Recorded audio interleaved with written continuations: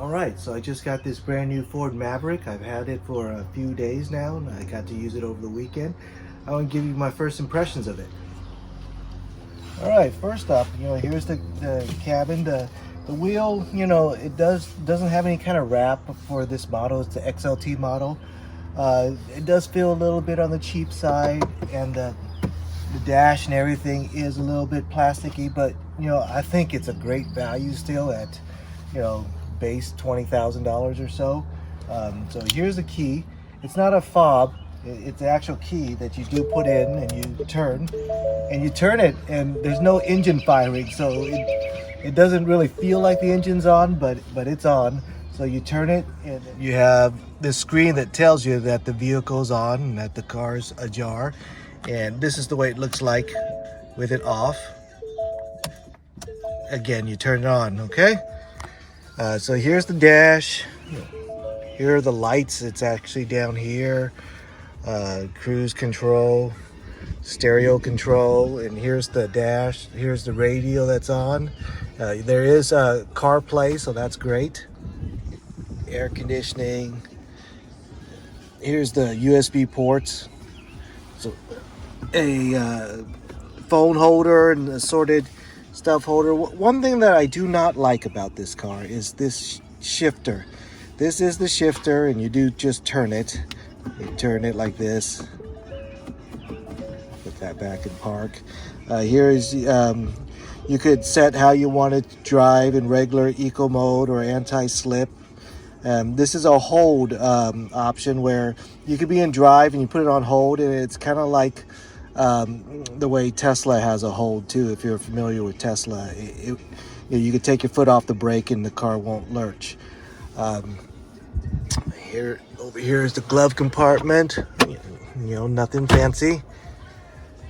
Here's the seats. I got the cloth seats, this blue, and I think it actually looks pretty good. Looking in the back, I think there's a very good amount of room back there. We're going to take a look back there in a second, and I'm going to sit back there for you. But overall, I'm really enjoying this truck, and then I'm going to show you what I came from. All right, so this Tesla 3 is what is going to be traded in. So this is a standard range Tesla 3. So this is what I will be selling and replacing with this Ford Maverick. I think it's a beautiful looking car. The color is great. This is called Area 51 color. Let's have a walk around and move my tripod. You take a look. These are the XLT wheels, so it is an upgraded wheel from the base model. I think this one is base 23.5, 24, as opposed to just a regular base model. All right, taking a look at the bed. It is a small bed. It's 4.5 feet, and I do have this bed extender, which is actually pretty nice. Let me unlock it. So as you can see, there's a lock on this, and I did have to unlock it to open the tailgate, which is nice. Here's the bed extender that I have. This is the Ford one. That's the way it looks. It's got a Ford logo on it. So I got the paint spray painted bed liner, so it looks real nice, very smooth and sleek.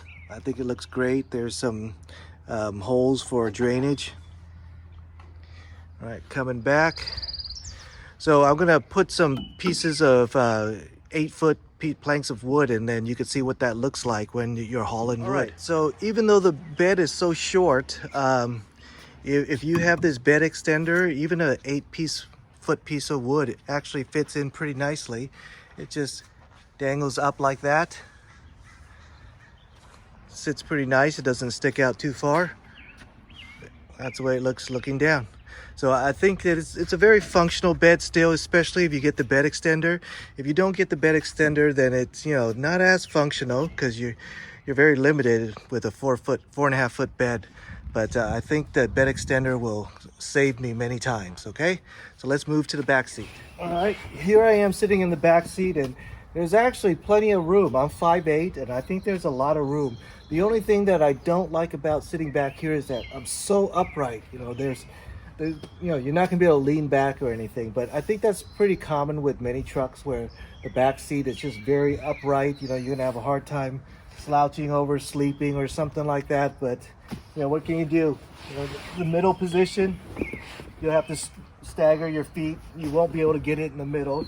You have to stagger your feet, one on each side.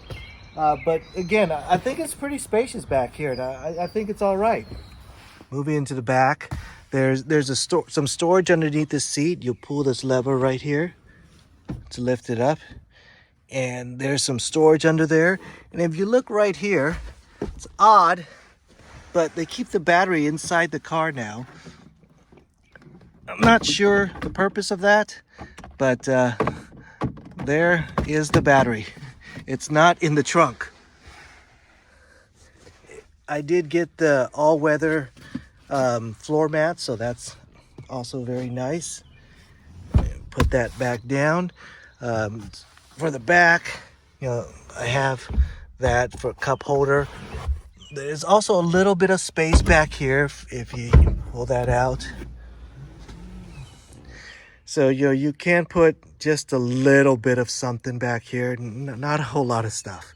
You know, there's the jack system and the lug wrench tether for baby seats.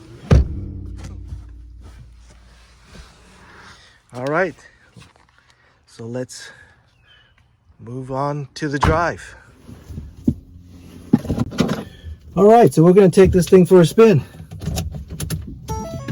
Motor's fired up.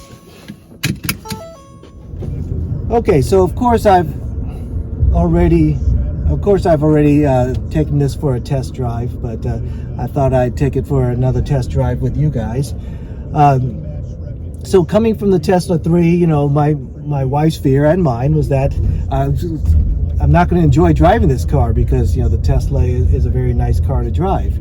But, you know, I think it's actually really smooth to drive this car. It's smoother than my 2007 Tacoma, but, you know, that was more of a utilitarian truck. You know, it was a lot more rugged than this truck is. But I think this truck is also very functional. I think I could haul, you know, 90% of what I would have hauled in the Tacoma as in this one. You know, every now and then maybe I'm going to want a bigger bed, but I think for the most part, 4.5 feet with the bed extender, I think it's going to be just fine.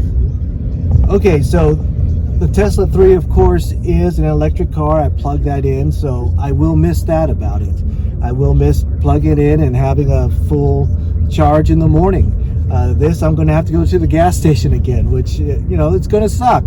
But it'll be okay. I guess I'll live. I'm getting 37.5 miles a gallon right now. That's the reading, and that's pretty consistent with the window sticker. So I think efficiency-wise, it's going to be okay.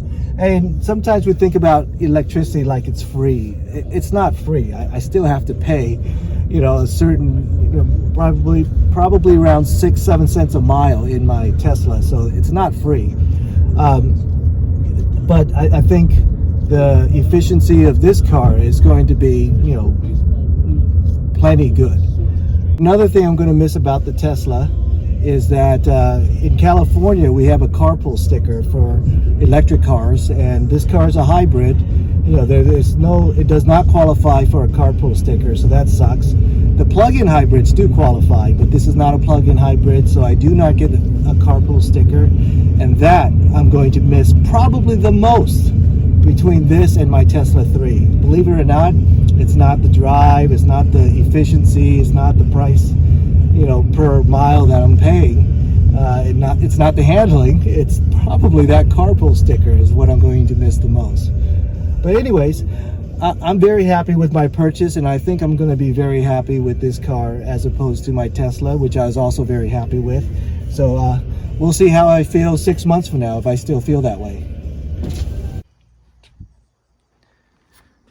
All All right, so that's my initial impressions of the new Ford Maverick. And again, I think it's great, and I think it's beautiful, and I think I'm going to really enjoy owning it.